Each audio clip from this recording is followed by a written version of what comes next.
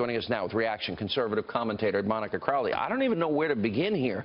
This isn't even funny anymore. This is like off the charts, loony, play the Twilight Zone, meet, crazy, bizarre conspiracy theories that they're advancing every hour of every day. Yeah. You played that clip from Vladimir Putin talking about, well, the Americans are going to launch yet another fake chemical attack. The Russians have long been masters of propaganda and disinformation and lies, lying campaigns, but so has the American left. And what you just laid out there is them doing the work of our enemies for us. We had a conversation about a month ago, Sean, on this program about the campaign to delegitimize Donald Trump.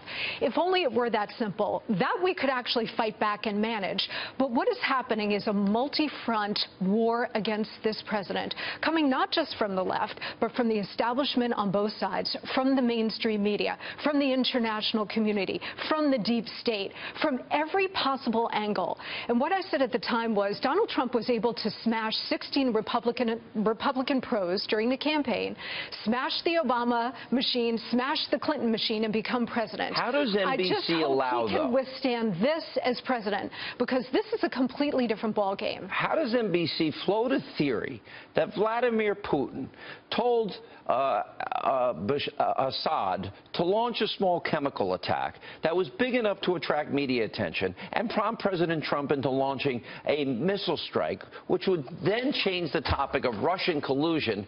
And meanwhile, right now, Russia is threatening to fight back against us, Syria is threatening to fight back against us, and Rex Tillerson is lecturing publicly about possible collusion or incompetence of Putin.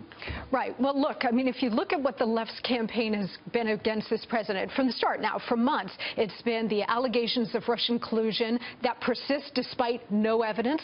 It's the constant onslaught of fake news, as you just laid out. It's the lies, it's the smears, and they have the amplification of the media echo chamber to carry these messages. So for the left, it doesn't matter that it's not true, Sean. I mean, anybody with common sense knows what you just laid out is false and a defamatory attack on the president. But for the left, it's not about the facts. For the left, it's about injecting into the bloodstream these kinds of theories, these kinds of allegations. This is almost so pathological at this point, though. Yes, but I mean, the very same people that were so upset that people wanted Barack Obama to show his birth certificate. That's right. Racism and dog whistles. That's right. So you know what we should call them? We should call them Putiners.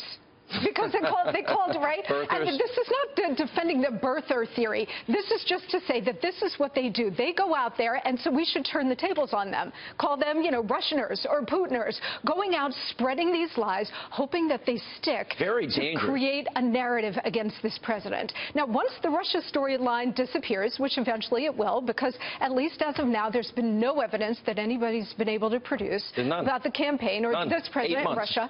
Once that storyline is over, they will find another one, Sean. This is just the beginning of the war against President Trump, and I hope he understands Donald Trump has been invaded by aliens, and aliens are controlling his mind and actions. That'll be next. That may not be too far off. All right. Good to see you. Thanks, Monica.